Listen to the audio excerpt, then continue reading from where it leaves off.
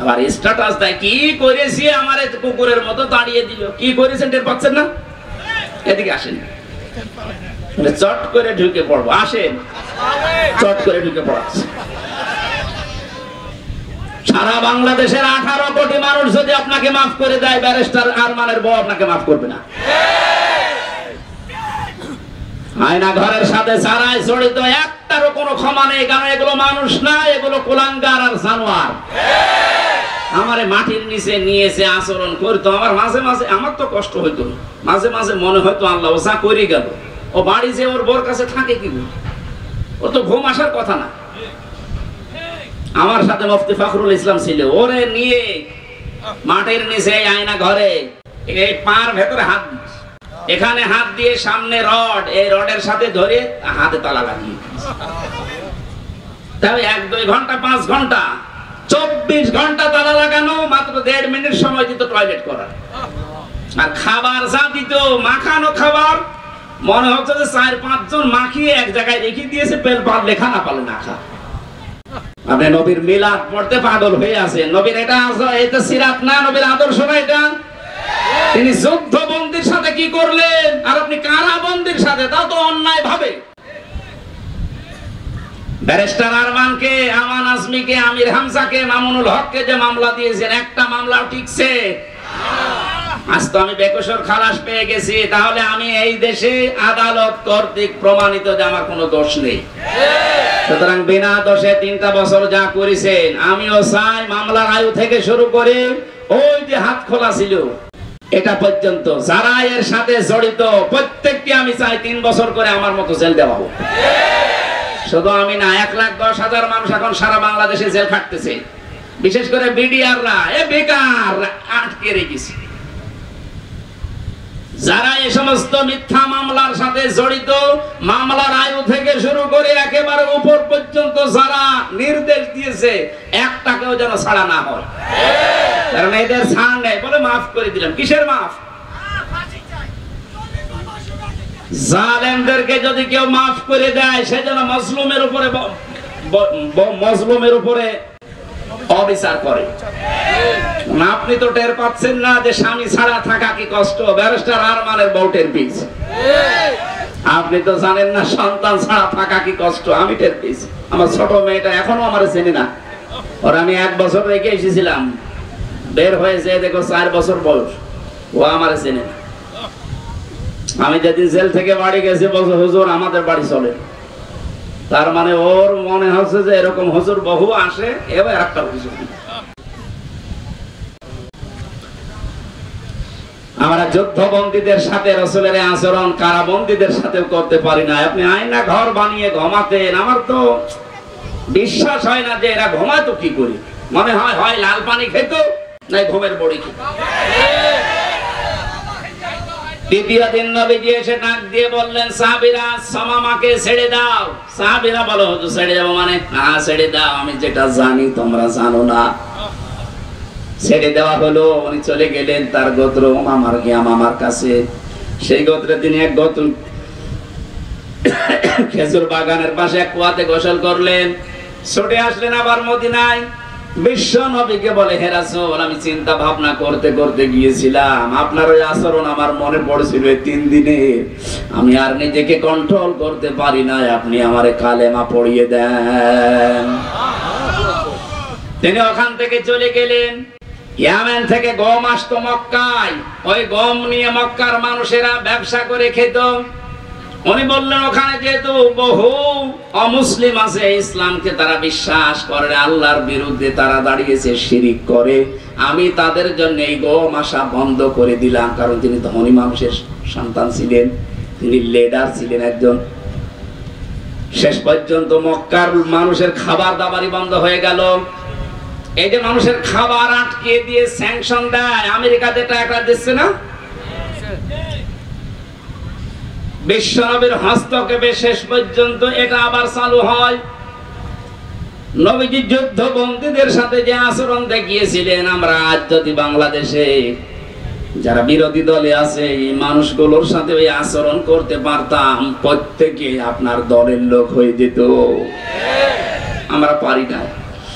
পশু পাখির সাথে নবীজি যে আচরণ করেছিলেন, একটা পশু এসে কাঁদছিল নবীর কাছে, নবীজি ভাষা বুঝতেন, সাহাবীকে ডাক দিয়ে বললেন, তোমার এই পশুটা আমার কাছে নালিশ দিয়েছি তোমার বিরুদ্ধে, কি আচরণ করেছো তার সাথে?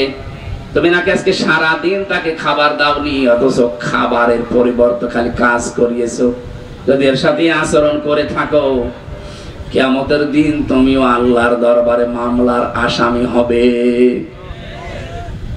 অন্যান্য বিশ্বে আমি যখন উন্নত বিশ্বের দিকে যখন নিজে ঘোরার জন্য গিয়েছি, দাওয়াতের জন্য গিয়েছি, ওই সমস্ত দেশে দেখতে পেয়েছি গাড়ি ঘোড়া যখন চলে, যদি রাস্তায় একটা সাপ ফানা তুলে দাঁড়ায়, কয়েকশো গাড়ি দাঁড়িয়ে গেছে, সাপটা নিরাপদে চলে যাবে, বিড়ালের বাচ্চা নিরাপদে চলে যাবে, এরপরে গাড়ি দেওয়া আরম্ভ হয়। কেন? তাদের কাজ নেই, গুরুত্বপূর্ণ কাজ সব স্টপ, যেন একটা পশুর ক্ষতি না হয়, একটা ফুল বাগান ফুলের গাছের ক্ষতি না হয়। তারা নবীর হাদিসটা মেনে চলে, যদিও নবীকে তারা বিশ্বাস করে না, কিন্তু আমরা নবীকে বিশ্বাস করার পরও তার এই আচরণ টাচ করতে পারি না। একটা বেশ্যা মহিলা শুধুমাত্র একটা পশুর সাথে ভালো আচরণ করার কারণে জান্নাত পেয়ে গেছে। একটা নামাজি মহিলা একটা বিড়ালের সাথে খারাপ আচরণ করার কারণে আল্লাহ পাক জাহান্নামী বলে ঘোষণা দিয়েছে। নবীজি শত্রুদের সাথে যে আচরণ করেছিলেন, আজ আমাদের সেই সময় এসে গেছে। বিজয়ের সময় বিশ্ব নবী মুহাম্মদ রাসূলুল্লাহ দেখেছেন, ওরা থরথর করে কাঁপছিল। নবীজি বললেন, লা তাসরিবা আলাইকুমুল ইয়াউম ইযহাবু আনতুম তুলাকা, যাও আজকে সবাইকে আমি মুক্ত করে দিলাম, কারো প্রতি কোনো অভিযোগ নেই। আমার মনে হয় এই দেশে জামাতে ইসলামী বাংলাদেশের কেন্দ্রীয় আমির যিনি ডাক্তার শফিকুর রহমান যেটা দেখিয়েছে 1400 বছর আগে নবীজি যেটা দেখিয়েছিল,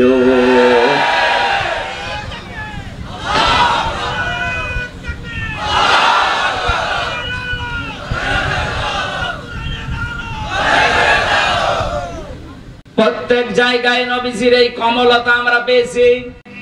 ক্ষমা চান আপনি তাদের জন্য আল্লাহর কাছে এবং নিজেও ক্ষমা করে দেন। আজ যারা দায়িত্বে আছে আহ্বান জানাবো আয়াত দিয়ে, যারা ভুল করেছে, যা ভাবাই করেছে, আজ আমরা এই আয়াত অনুযায়ী রবিউল আউয়াল মাসে তাদেরকে ক্ষমা করে দিলাম এবং তাদের জন্য ক্ষমা চাচ্ছি আল্লাহর কাছে। আর এর বাস্তব প্রমাণ দেখিয়েছেন ডাক্তার শফিকুর রহমান। যত অত্যাচার জুলুমে 15.5 বছরে করেছিলেন আল্লাহর জন্য মাফ করে দিলাম। কিন্তু যারা ভিকটিম, তারা যদি নিজেরা অত্যাচারিত হওয়ার কারণে কিছু করে, আমরা তাদেরকেও সাহায্য করব। সুতরাং জালেম যারা, বড় জালেম গুলো তো পালিয়েছে, মাথা খারাপ হয়ে গেছে, তাদের আর আসার সম্ভাবনা কোনো কিছুই নেই, কারণ আসলে এ দেশের জনগণ পিটিয়ে মেরে ফেলবে।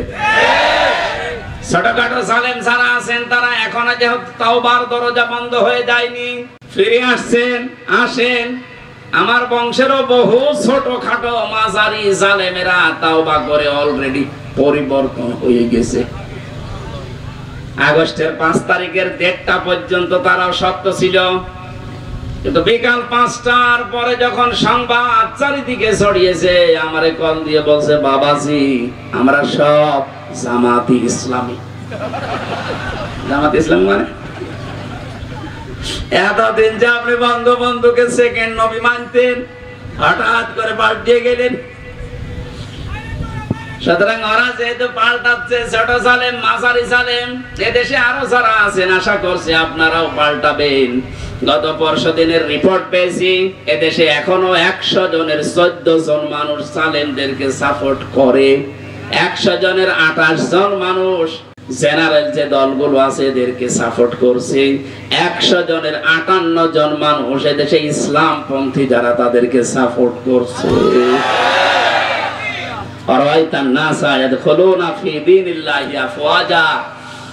আপনি দলে দলে পালে পালে মানুষ ইসলামে আসতে দেখবেন, সেই দৃশ্য এখন আরম্ভ হয়ে গেছে। গত 3 দিন আগে দিনাজপুরে 10 জন এক মঞ্চে এসে মুসলমান হয়ে গেল আমার কাছে। এর আগে 2 জন চুয়াডাঙ্গাতে, এর আগে 1 জন গাইবান্ধাতে। মানুষ যেভাবে দলে দলে আসতেছে, 58 থাকবে না ইনশাআল্লাহ। 100 জনের 100 ভাগই এই দেশে ইসলাম কায়েম হোক, এটা চাইবে। সেই দৃশ্যের আশায় আছি। আল্লাহ আমাদেরকে যেন নবীর আদর্শ সব জায়গায় মানার তৌফিক দেন, আল্লাহুম্মা আমিন। লা ইলাহা ইল্লা আনতা সুবহানাক ইন্নী কুনতু মিনাজ জালিমিন। এই মোনাজাতটা বসে করেন, মোনাজাতটা বসে করেন। আমি মুসাফির অবস্থায় আছি, অসুস্থ আছি, মোনাজাতটা বসে করেন ভাই। আমি কারাগারে থাকতে মেয়েদের উপরে কয়েকটা বই লিখেছিলাম তাদের পারিবারিক জীবন নিয়ে। আমার ওই গাড়িতে পাওয়া যাবে, যাওয়ার সময় নিয়ে যাবেন, যে মেয়েকে বউকে দিয়ে দেবে, কাজে লাগবে ইনশাআল্লাহ। রব্বানা আতিনা ফিদ দুনিয়া হাসানা ওয়া ফিল আখিরাতি হাসানা ওয়া কিনা আযাবান নার। রব্বুল আলামিন। নারায়ণগঞ্জ জেলার বন্দর মদনগঞ্জ এলাকার দিকে তোমার নজরটা একটু দাও। গভীর রজনী, এখন নবীর জীবনীর পাঠ থেকে আমরা মাত্র একটা পাঠের কিছু অংশ শুনেছি। পবিত্র রবিউল আউয়াল মাসে আল্লাহ এগুলো আমাদের জীবনে তুমি সেট করে দাও। এ মাহফিলের আয়োজন যারা করেছে, শোনার জন্য যারা এসেছে, আল্লাহ তাআলা যেইভাবে সহযোগিতার হাত বাড়িয়েছে, তোমার সাহায্য তার দিকে ওইভাবে এগিয়ে দাও। যারা স্বেচ্ছাসেবকের দায়িত্ব পালন করেছে আজকের এই অনুষ্ঠানে, এদেরকে যে মা পেটে নিয়েছে আল্লাহ তুমি খাদিজার মতো বানিয়ে দাও। সম্মানিতা মা বোনদেরকে ফাতেমার মতো, আয়েশার মতো চরিত্র দিয়ে দাও। ছোটখাটো যারা এসেছি আমরা, আমাদেরকে হোসাইন হাসাইনের মতো কবুল করে নাও। এ বাজারে যারা এই ব্যবসা করে মদনগঞ্জ, আল্লাহ মানুষগুলোর ব্যবসা বাণিজ্য বরকত দাও। মাহফিলের প্রধান অতিথি, বিশেষ অতিথি, সভাপতি সহ যত আলেম